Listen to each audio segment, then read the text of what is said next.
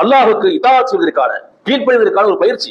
எந்த வேலை இருந்தாலும், என்ன நேரம் இருந்தாலும், நான் இறைவனுடைய கட்டளை, இதோ இறைவனிடத்திலிருந்து அழைப்பு வந்து விட்டது, இறைவனுடைய இல்லத்திலிருந்து அழைப்பு வந்து விட்டது, அந்த அழைப்புக்கு கீழ்ப்படிய வேண்டும், கடமை என்ற உணர்வு.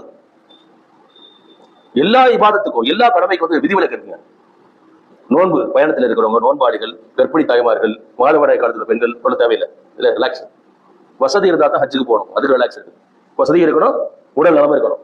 வசதி இருந்தா தான் ஜகாத் கொடுக்கணும் இல்லையா? ஒருவேளை உயிருக்கு ஆபத்து வந்துச்சுன்னா சில ஹராமான பொருளை கூட அந்த உயிர் பிள்ளை கூட ஹராம சாப்பிடறதுக்கான அனுமதி கூட இருக்கு. ஆனால் தொழுகை விடுவதற்கு அனுமதி. போர்க்களத்திலே நீங்க தீகளை இருந்தாலும் கூட அப்ப கூட சலாத்துல் ஹௌஃப் நீங்க தொலை வேண்டும், அச்ச நேர தொழுகை நீங்க தொலை வேண்டும். பயணத்தில் இருந்தீங்கன்னா சுருத்தி கொடுத்துடலாம்.